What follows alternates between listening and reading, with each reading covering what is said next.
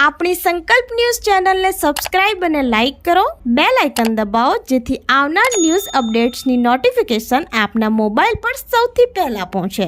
Like, subscribe and share the video. નમસ્કાર દર્શક મિત્રો, હું છું પૂજા ટંડેલ. સંકલ્પ ન્યૂઝમાં આપનું સ્વાગત છે. સમાચારની શરૂઆત કરતા પહેલા એક નજર આજના મુખ્ય સમાચાર પર. વલસાડ જિલ્લામાં દિવાળી તાણે પડેલા કમોસમી વરસાદે ખેડૂતોના સપના ઉપર પાણી ફેરવી દીધા. ડાંગરની સાથે સાથે ટામેટા, મરચા, રીંગણ અને અન્ય લીલા શાકભાજીના પાકને પણ વ્યાપક નુકસાન. અનિયમિત વરસાદથી ખેડૂતોને કેરીના પાકમાં વ્યાપક નુકસાનીનો ભય.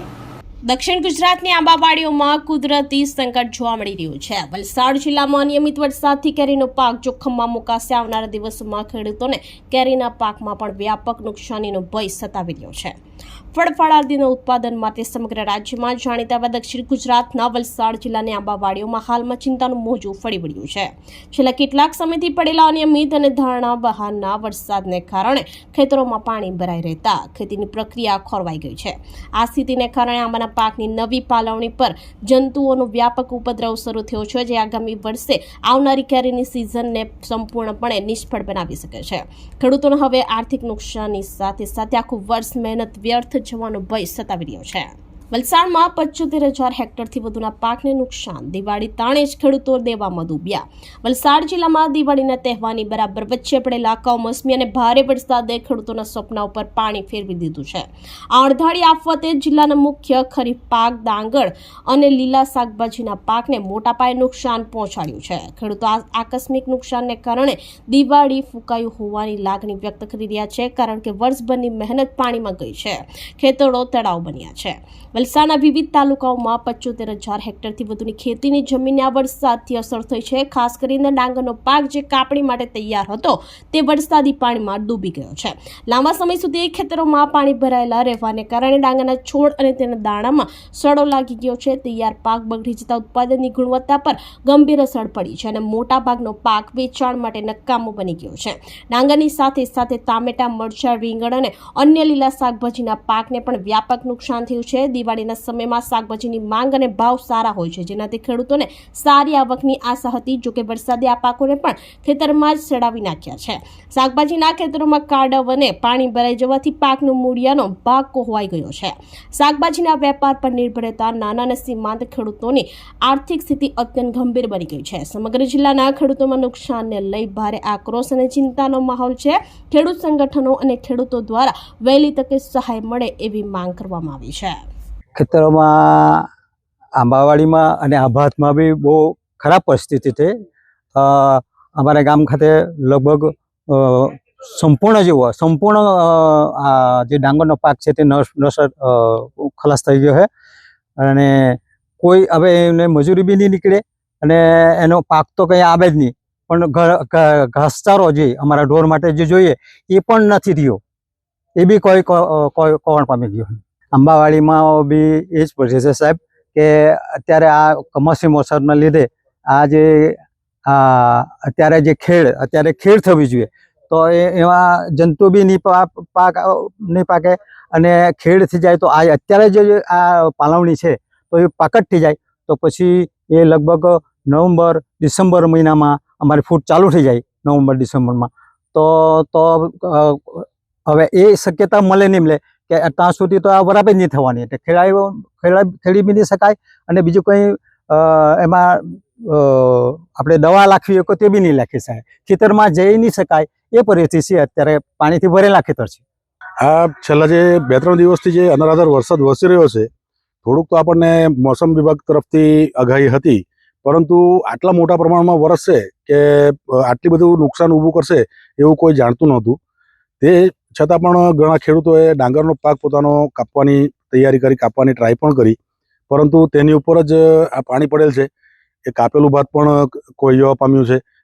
જે ભાત કાપવાનું બાકી હતું, જે ડાંગર કાપવાની બાકી હતી તેના પર પણ પાણી ખૂબ જ પ્રમાણમાં પડવાથી તે નીચે આખું લપેટ જમીનદોસ્ત થઈ ગયું છે અને તે કોઈ ગયું છે.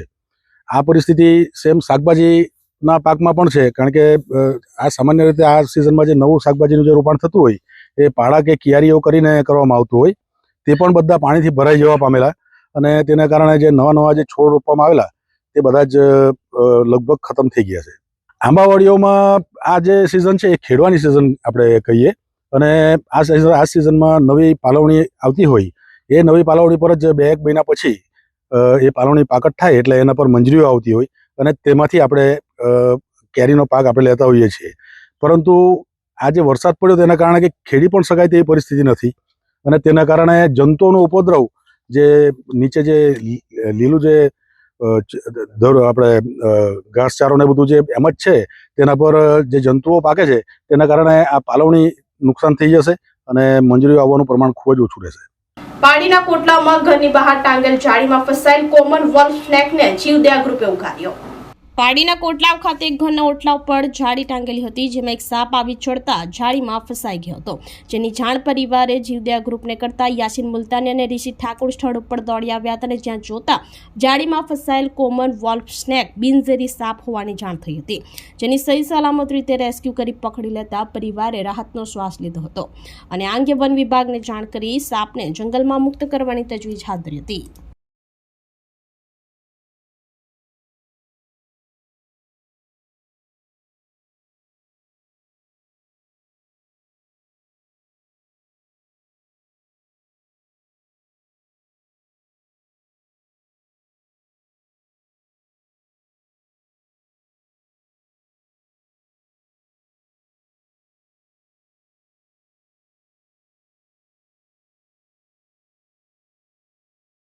વલસાડ જિલ્લામાં કમોસમી વરસાદને લઈ 3 મહિનાની ખેડૂતોની કમરતોડ મહેનત પાણીમાં. ડાંગરનો તૈયાર પાક થતા સમય ખેતરમાં વરસાદી પાણી ભરાઈ જતા ભાત છાપું થઈ જતા ભારે નુકસાની હોવાનું જણાવતા ખેડૂતો છેલ્લા 4-5 વર્ષથી વરસાદ તેમજ વાવાઝોડાને કારણે ખેડૂતો પાયમાલ થઈ રહ્યા છે. ખેડૂતે આ વર્ષે કમરતોડ મહેનત કરી ડાંગરનો પાક પકવ્યો, પણ કમોસમી વરસાદ તેમજ વાવાઝોડાને કારણે ડાંગરના પાકમાં નુકસાન થયું હોવાનું ખેડૂતો જણાવી રહ્યા છે. બીજા પાક કરતાં ડાંગરના પાકમાં દેશી ભાષામાં ભાતની ખેતીમાં પુષ્કળ મહેનત કરવી પડે છે. વલસાડ જિલ્લામાં આ વર્ષે ખેડૂતોને કેરીમાં પણ ભારે નુકસાન વેઠવું પડ્યું, કારણ કે કમોસમી વરસાદ તેમજ વાવાઝોડાને કારણે કુમળી કેરી જમીનદોસ્ત થઈ ગઈ અને નજીવો ભાવ ખેડૂતોને મળ્યો. હાલમાં ચોમાસા ખેંચાવાને કારણે કેરીમાં પણ નુકસાન થશે, કારણ કે હાલમાં જે નવી ફૂટ પિલવણી કહીએ એ આંબામાં જોવા મળે છે અને એને પાકટ થતાં મહિનો ઉપર નીકળી જશે, જેથી મંજરી મોર ખીલવામાં મોડું થશે, જેના કારણે આ વર્ષે ખેડૂતોને કેરીનો પાક ઓછો મળવાની શક્યતા છે. ડાંગરના પાકમાં દાણા બેસી જવાથી પાક તૈયાર થઈ ગયો હતો, પણ વરસાદને કારણે ડાંગરનો પાક જમીનદોસ્ત થઈ જાય ત્યારે પાણી હોવાથી તેમાં કંટી ડૂબી જવાથી દાણા ઉગી નીકળ્યા છે. પાણીમાં પલળવાથી ભાત છાપું થઈ જાય છે, જેને ધોળ પણ નથી ખાતા, એટલે ખેડૂતોની પાસેથી વેપારીઓ છાપું ભાત ન લે.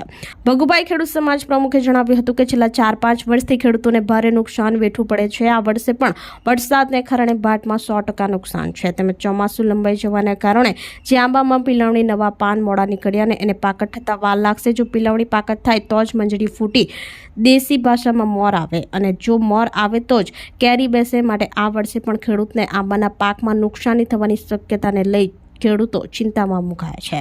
અમે મૂડીના રહેવાસી છે લતાબેન અમરતભાઈ પટેલ, કોળી પટેલ છે. અમારું ભાતમાં ઘણું નુકસાન થયું છે. આ છેલ્લા વરસાદના કારણે વધારે નુકસાન થઈ ગયું છે. તો મજૂરી મોંઘી પડી છે, ખાતરના મજૂરીના, ખાવા પીવાના પૈસા આપવાના, બધુંના પૈસા આપીને વધારે થઈ ગયું છે. તો અમારે શું કરવું હવે? તમારે જે રાહત કરવું હોય તે કરજો, બીજું તો શું કહી શકીએ. હું ભગુભાઈ પટેલ વલસાડ વિભાગ ખેડૂત સમાજનો પ્રમુખ છું, અને છેલ્લા 4-5 વર્ષથી જે કમોસમી વરસાદ પડે છે તેમાં આજના તબક્કે ડાંગરની જે પરિસ્થિતિ છે ડાંગર પાકની, તેમાં ખેડૂતો એકદમ પાયમાલ થઈ ગયા છે, કારણ કે ખાતર દવાનો ખર્ચો વધી જાય છે, મજૂરીનો ખર્ચ વધી જાય છે, અને તેમાં પ્રમાણમાં આવી આફતો આવી જ પડે છે. આજે છેલ્લા 6 મહિનાથી વરસાદ છે અને ખેડૂતોનું ડાંગર જે પાકી ગયેલું છે એ પાકેલું ડાંગર પણ લઈ શકે એવી પરિસ્થિતિ નથી, અને ખેતરમાં જે ડાંગર ઉગવામાં આવ્યું છે. હવે આવા સંજોગોમાં ખેડૂતો રિક્વેસ્ટ કરે અને નાયબ બાગાયત નિયામક કે ખેતીવાડી અધિકારીઓ સ્થળ પર જઈને એનો રાહતના તૈયાર કરે, રાહતની દરખાસ્ત તૈયાર કરે. એના સામે પહેલાં જ ખેડૂતોએ જે પરિસ્થિતિમાંથી પસાર થવું પડે છે તેમાં સરકારની નીતિ જરા ધીમી રહી છે, કારણ કે 1 હેક્ટરે 20,000 થી 22,000નો ખર્ચો થાય છે. તેના પ્રમાણમાં એના ભાગે બિલકુલ કંઈ આવવાનું નથી. એટલે સરકારશ્રીને મારી ખાસ વિનંતી છે કે વહેલામાં વહેલી તકે ખેડૂતોના ખેતર પર સ્થળ નિરીક્ષણ કરીને રિપોર્ટ તૈયાર કરીને રાહતના દરખાસ્ત મંજૂર કરે એવી મારી સરકારને ખાસ વિનંતી છે. તો આ તાજના સમાચારો, નવા સમાચારો સાથે કાલે ફરી મળીશું. નમસ્કાર. આપણી સંકલ્પ ન્યૂઝ ચેનલને સબસ્ક્રાઇબ અને લાઇક કરો, બેલ આઇકન દબાવો જેથી આવનાર ન્યૂઝ અપડેટ્સની નોટિફિકેશન આપના મોબાઈલ પર સૌથી પહેલા પહોંચે. Like, subscribe and share the video.